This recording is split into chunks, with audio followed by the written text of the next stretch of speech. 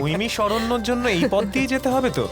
এখন পথে কোনো গ্রাম বা আশ্রম পড়লে সেখানে কেউ না কেউ আমাদের পথ দেখিয়ে দেবে।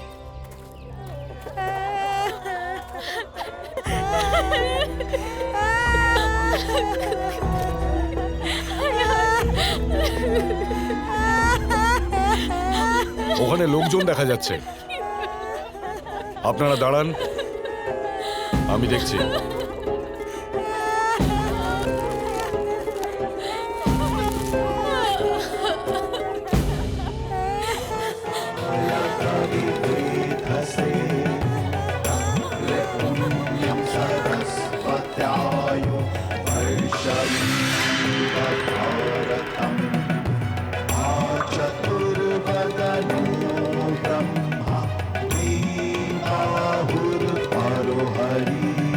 ভগবান বেদব্যাসের, ভগবান বেদব্যাসের, ভগবান বেদব্যাসের। যাও গ্রামবাসীগণ, আমার সঙ্গে সাক্ষাৎ করতে কিছু অতিথি আসছে, যাদের জন্য আমি প্রতীক্ষা করছিলাম। যাও, এসো। এই অরণ্যে 3 দিন যাবৎ প্রতীক্ষা করছি তোমাদের জন্য।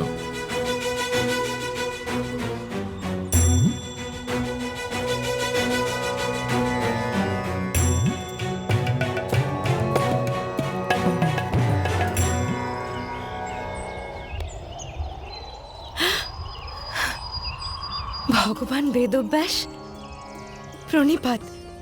আয়ুষ্মান হও।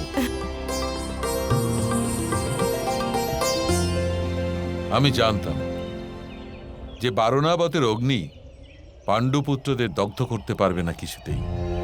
কিন্তু ভগবান আমাদের এই ইচ্ছা যে জগৎ এটাই বিশ্বাস করুক আমাদের মৃত্যু হয়েছে। আমরা কি কোনো অনুচিত নির্ণয় করেছি? যে নির্ণয় তোমরা করেছ তা এখন ঠিক, কিন্তু শীঘ্রই তা অনুচিত হয়ে যাবে। তাৎপর্য? আমার মনে হয় এই জ্ঞান তোমরা মহারাজ দ্রুপদের নগরী কাম্পিল্যতে গিয়েই পাবে। কাল প্রাতে এখান থেকে প্রস্থান করে তোমরা সবাই কাম্পিল্যতে বিশ্রাম অবশ্যই করবে।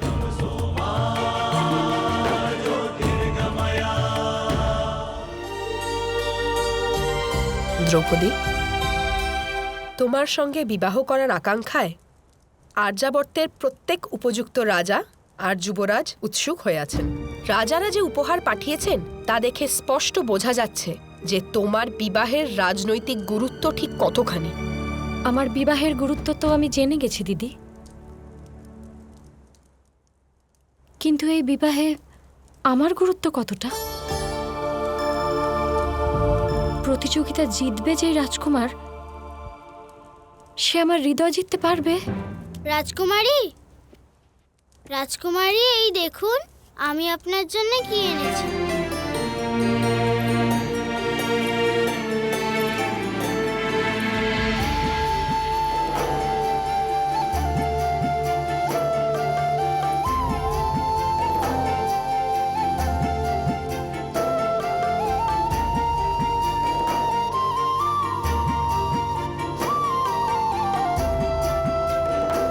এ কার চিত্র দিদি? এ হলো অর্জুন।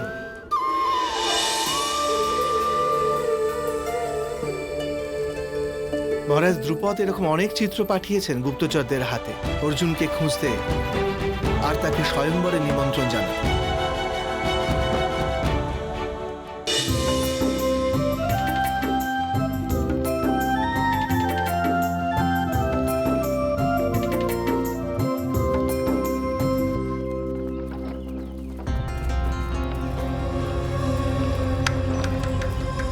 প্রণিপাত।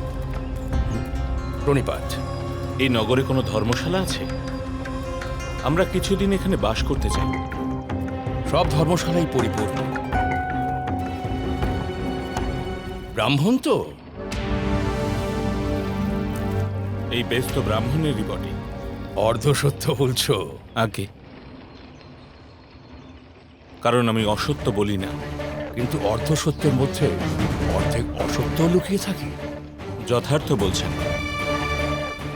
যদি আজকের পর আমার মুখ থেকে অর্ধসত্য বেরোয়, ঈশ্বর যেন আমাকে দণ্ড দেন।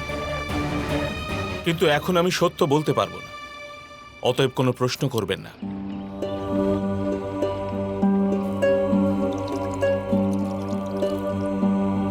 মাতা ভোজন করেছেন কি?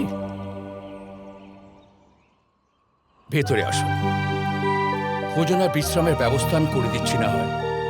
কিন্তু আপনাকে আমাদের সেবা গ্রহণ করতে হবে, সেটা অনিবার্য, নচেত ভিক্ষা গ্রহণ করব না। আমি কুমোর, বয়স হয়ে গেছে, মাটি কাটার কাজ এখন বড় কঠিন লাগে। মাটি কাটার কাজ তোমরা করে দাও, ভোজন আর বিশ্রামের ব্যবস্থা আমি করব। সামর্থ্য যখন নিজের পুরস্কার লাভ করে তখন আমার আনন্দই হবে সখী।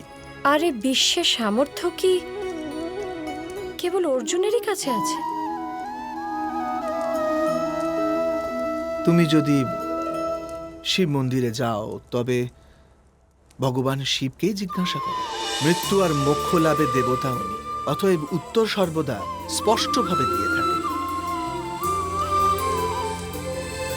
তোমায় যদি তোমার উত্তর খুঁজতে হয় তবে ওনার কাছেই যেতে হবে।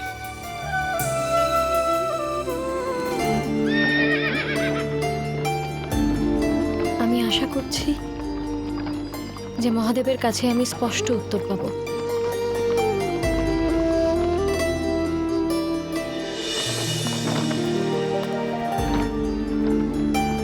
ভ্রাতা ভীম, এতটা পথ যখন এসেছি তখন মহাদেবের দর্শন করিনি। উচিত কথা।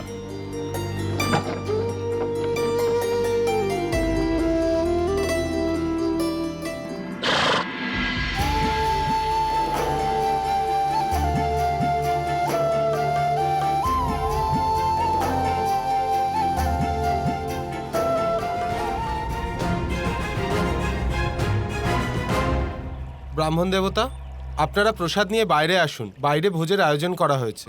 কেন? রাজকুমারী দ্রৌপদী পুজোর জন্য এখানে আসছেন।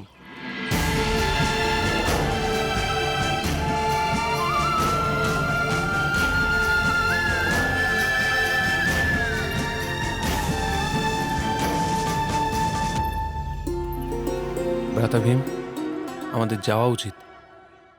প্রথমে ভোজন করে নিতে দাও, এটা দান নয়, ভোজ। যদি শিখণ্ডিনী সাথে থাকে আমাদের চিনে ফেলবে। আমাদের এখান থেকে চলে যাওয়া উচিত। ভ্রাতা ভীম, চলুন।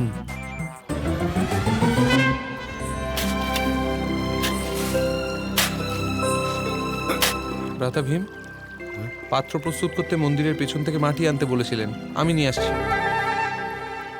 এই দাঁড়ো দাঁড়ো দাঁড়ো দাঁড়ো, আমি যাচ্ছি, আমি মাটি নিয়ে আসছি, আমি শীঘ্রই ফিরে আসবো। আমি যাচ্ছি তো।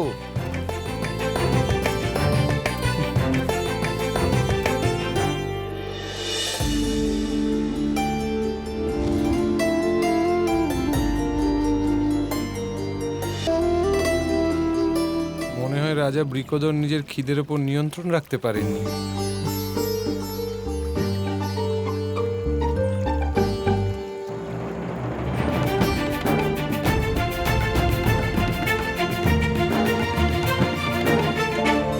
গোবিন্দ বলেন আপনি সর্বদা স্পষ্ট উত্তর দেন। আমি কি কোনো উত্তর পাবো ভগবান?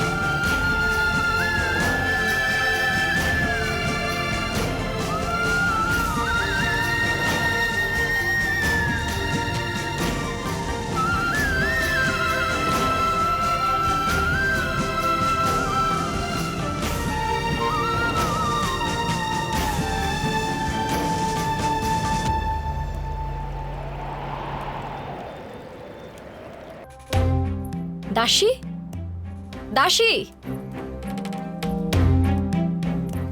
ওই চিত্র কোথায়? কোন চিত্র রাজকুমারী? সেটাই যেটা মালিনী নিয়ে এসেছিল, রাজকুমার অর্জুনের চিত্র। শীঘ্র গিয়ে নিয়ে এসো। আগে